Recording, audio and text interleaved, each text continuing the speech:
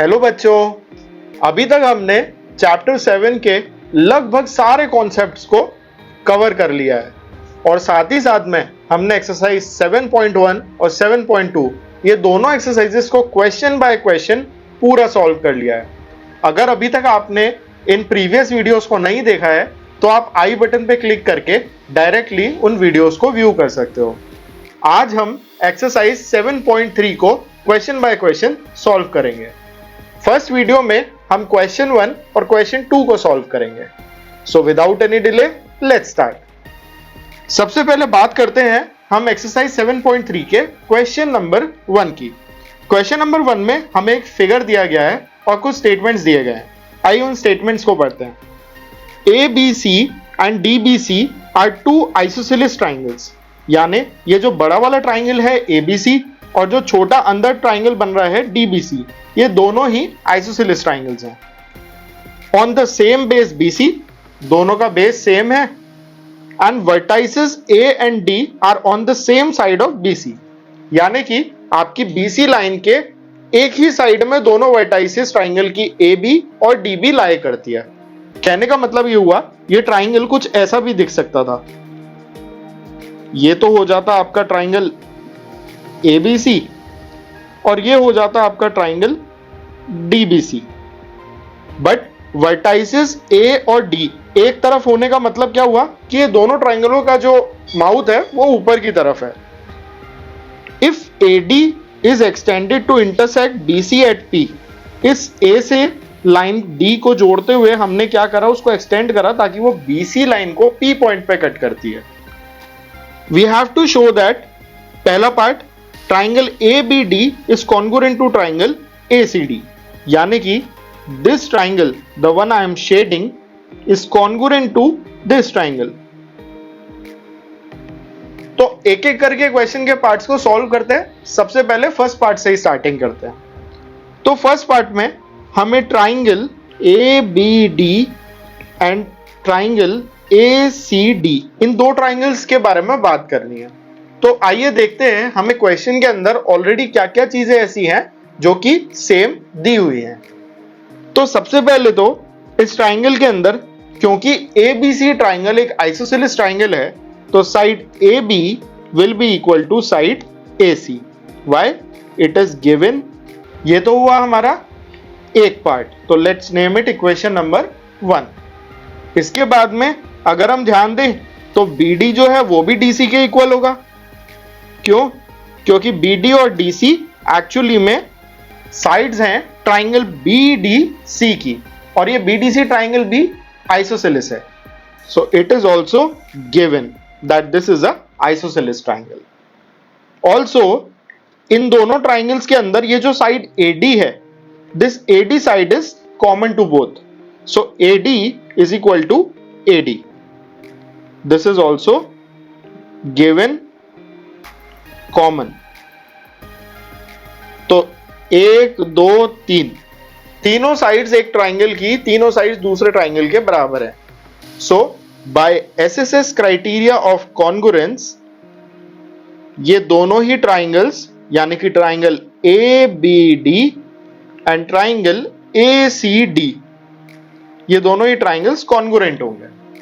तो ऐसे तो हुआ हमारा part 1 of the question solve. अब बात करते हैं पार्ट 2 ऑफ क्वेश्चन की। पार्ट 2 ऑफ क्वेश्चन में हमें प्रूव करना है कि ट्राइंगल APB, यानी ये बड़ा वाला triangle, this entire triangle is congruent to triangle ACP, यानी कि ये दूसरा बड़ा वाला ट्राइंगल। तो इन दोनों ट्राइंगल्स को कॉन्ग्रुएंट प्रूव करने के लिए देखते हैं हमारे पास में क्या क्या ऐसी चीजें हैं जो कि दोनों ट्राइंगल्स में कॉमन है। तो सबसे पहले इसको लिख लेते हैं। In triangle ABP and triangle ACP, अब ABP और ACP ट्राइंगल में अगर हम देखें तो AB साइड और AC साइड ये दोनों तो बराबर है। क्यों? क्योंकि ये ऑलरेडी हमें क्वेश्चन में दी हुई है कि ये दोनों ही साइड्स एक आइसोसेलेस ट्राइंगल की साइड्स हैं, और आइसोसेलेस ट्राइंगल की दो साइड्स इक्वल होती हैं। So AB is equal to AC, it is isosceles triangle. Second property की हम बात करें तो ये जो साइड AP है, ये AP साइड दोनों ट्राइंगल्स शेयर कर रहे हैं, तो side AP will be equal to AP. Why? Because it is common. And third, angle BAP, यानी कि ये वाला एंगल जो अभी मैंने रेड से मार्क करा है, that will be equal to angle PAC, यानी कि ये वाला angle. So angle BAP will be equal to angle PAC. और ऐसा क्यों होगा? ऐसा इसलिए होगा क्योंकि हमने इन दोनों ट्राइंगलों को, यानी कि ट्राइंगल BAD और DAC, इन दोनों ट्राइंगल्स को हमने ऑलरेडी कॉन्ग्रुएंट प्रूफ कर दिया है. तो इन दोनों ट्राइंगल्स के जो दोनों एंगल्स हैं, ये दोनों एंगल्स भी इक्वल होंगे बाय CPCT. Bye CPCT. तो अगर हम यहां से देखें, दो तो साइड्स इक्वल हो गई और एक एंगल इक्वल हो गया, लेकिन एंगल कौन सा होना चाहिए? Included angle. तो चेक कर लेते हैं कि क्या ये एंगल हमारी दो इंक्लूडेड साइड्स के बीच का एंगल है. तो हमने इस साइड को तो इस साइड के इक्वल प्रूफ करा है और ये साइड कॉमन है, तो yes, the angle is the included angle. Hence by SAS criteria, triangle ABP is congruent to triangle ACP, and that's how we solve the second part of this question. Now the third part, AP bisects angle A as well as angle D. हमें ये show करना है कि ये जो line AP है, ये angle A को भी बाइसेक्ट कर रही है और एंगल D को भी बाइसेक्ट कर रही है. बाइसेक्ट मतलब दो इक्वल पार्ट में डिवाइड कर रही है. तो सबसे पहले बात करते हैं AP बाइसेक्ट्स एंगल A की. तो देखिए, इस ट्राइंगल में हमने already angle BAP is equal to angle PAC, यानी कि ये वाला एंगल इस एंगल के इक्वल प्रूफ कर दिया है. क्यों? क्योंकि ट्राइंगल BAD और ट्राइंगल DAC कॉन्ग्रुएंट है. So BAP will be equal to PAC by CPCT. और अगर BAP PAC के इक्वल है, ये वाला एंगल इस वाला एंगल के इक्वल है, तो उसका डेफिनेटली मतलब यही हुआ, this line AP is bisecting angle A. तो ये तो हुआ हमारे स्टेटमेंट का फर्स्ट पार्ट सॉल्व. अब बात करते हैं कि क्या ये लाइन AP इस एंगल D को भी दो इक्वल पार्ट में डिवाइड करती है. उसके लिए हम इन दो ट्राइंगल को, अगर ट्राइंगल DPB और ट्राइंगल DPC, इन दोनों ट्राइंगल को भी अगर कॉन्ग्रुएंट प्रूफ कर दें, तो हमारा ये प्रॉब्लम भी सॉल्व हो जाएगा. तो देखते हैं, in triangle DPB and triangle DPC, इन दोनों ट्राइंगल में अब हम देखते हैं, जो हमारी साइड DB है, वो साइड हमें DC के ऑलरेडी इक्वल दी हुई है in the question. So DB is equal to DC. Why? Because DBC भी एक आइसोसेलेस ट्राइंगल है. So let's mention it's an isosceles triangle. और दूसरा, हमारा side BP will be equal to PC.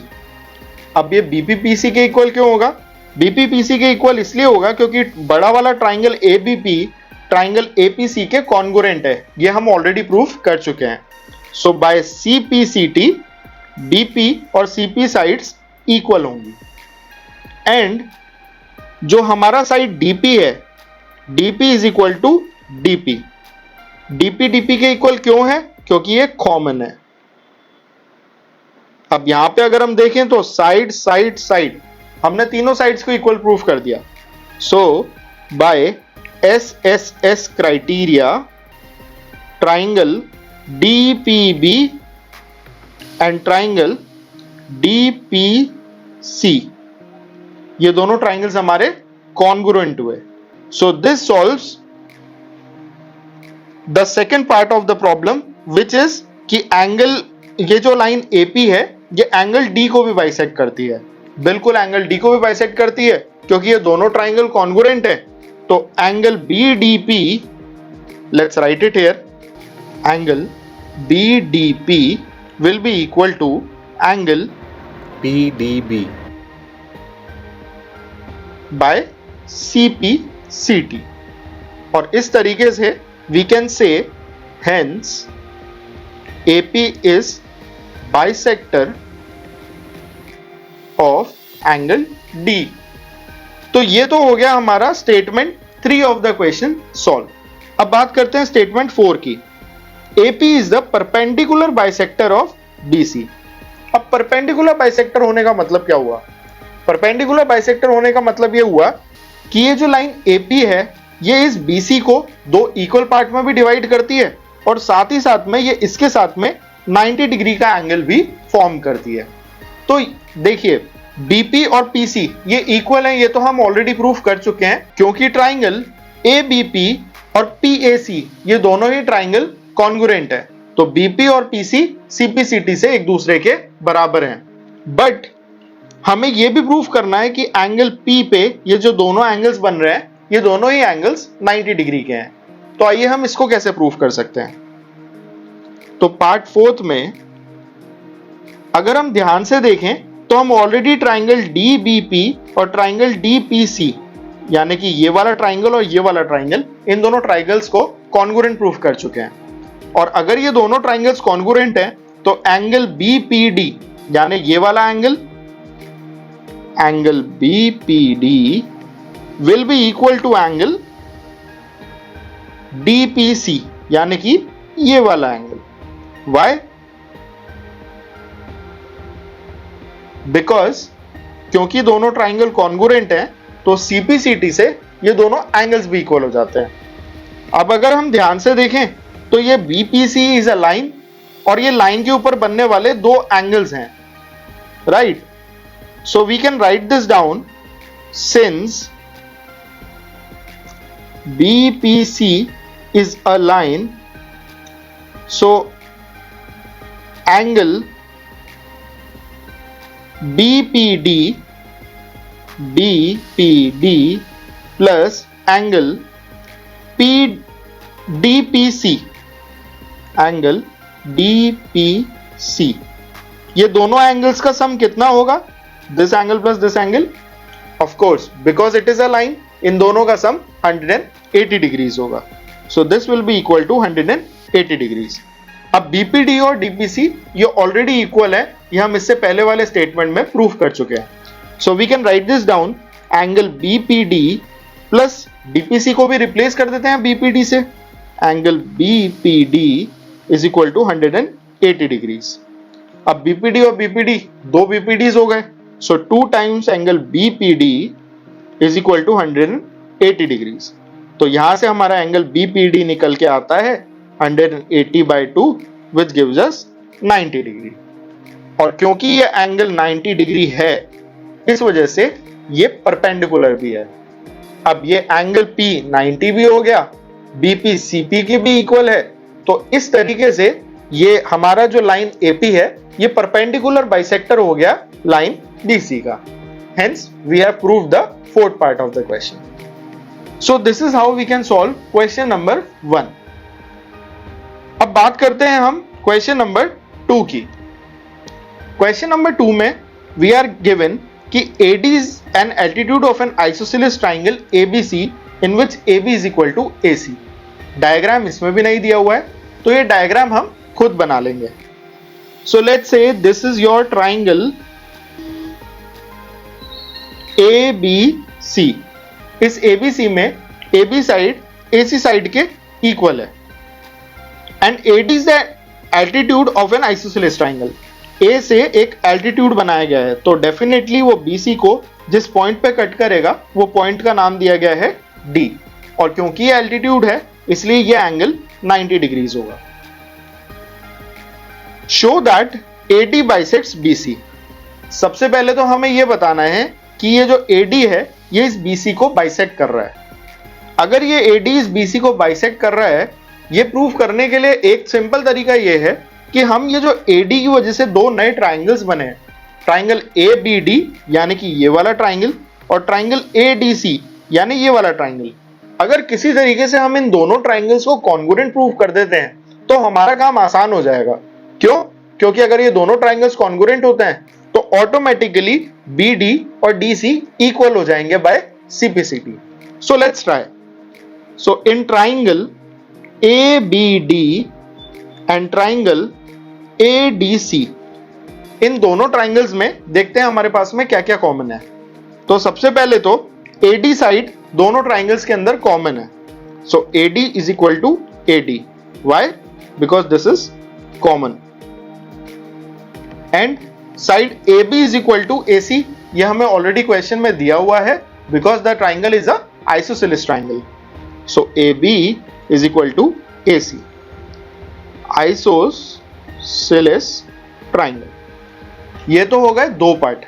अब तीसरा, हमें क्योंकि ये दिया हुआ है कि AD is an altitude, so angle BDA is equal to angle ADC is equal to 90 degree. It is also given. आपके पास में अगर किसी भी क्वेश्चन में अगर एक एंगल 90 डिग्री हो जाता है, तो आपको सबसे पहले ये चेक करना चाहिए कि क्या वो ट्राइंगल RHS क्राइटेरिया को फुलफिल कर रहा है। अगर वो RHS क्राइटेरिया को फुलफिल कर रहा है तो आप उसके लिए RHS क्राइटेरिया ही मेंशन करोगे। बट इन केस अगर आपकी हाइपोटेनस इंक्लूड नहीं होती है आपकी कॉमन साइड्स में, then you can try for SAS या ASA, जो भी क्राइटेरिया उस क्वेश्चन के अंदर फिट बैठता हो। तो इस पर्टिकुलर क्वेश्चन में अगर हम देखें तो AD is equal to AD है, which is a side, AB is equal to AC है, विच इज द हाइपोटेनस, और एंगल BDA एंगल ADC के इक्वल है। सो दैट इज वाई ये हो गया हमारा राइट एंगल। अब एक राइट एंगल इंक्लूड कर लिया, एक हाइपोटेनस इंक्लूड कर लिया और एक साइड इंक्लूड कर ली। So by RHS criterion, triangle ABD is congruent to triangle ADC। और अगर ये दोनों ट्राइंगल्स कॉन्गुरेंट हैं तो पहला पार्ट 1 AD बाइसेक्ट्स BC, क्यों? By CPCT। And part 2 of question, AD bisects angle A। अब ये एंगल A जो है, ये जो दो पार्ट में डिवाइड हो रहा है, ये दोनों पार्ट भी इक्वल होंगे। क्यों? क्योंकि अगेन दोनों ट्राइंगल्स कॉन्गुरेंट है, तो ऑटोमेटिकली ही दोनों एंगल्स भी इक्वल पार्ट्स में डिवाइड होते हैं या इक्वल होंगे। So AD bisects angle B, angle A, ये भी हम लिख सकते हैं by CPCT। So that's how we solve question number 2। और इसी के साथ में हमारा क्वेश्चन 1 और 2 कंप्लीट होता है। आपको अगर कोई भी डाउट होता है इन दो क्वेश्चन में, you can post it in the comment section and we'll answer it out. And don't forget to like, share and subscribe the video. Thank you.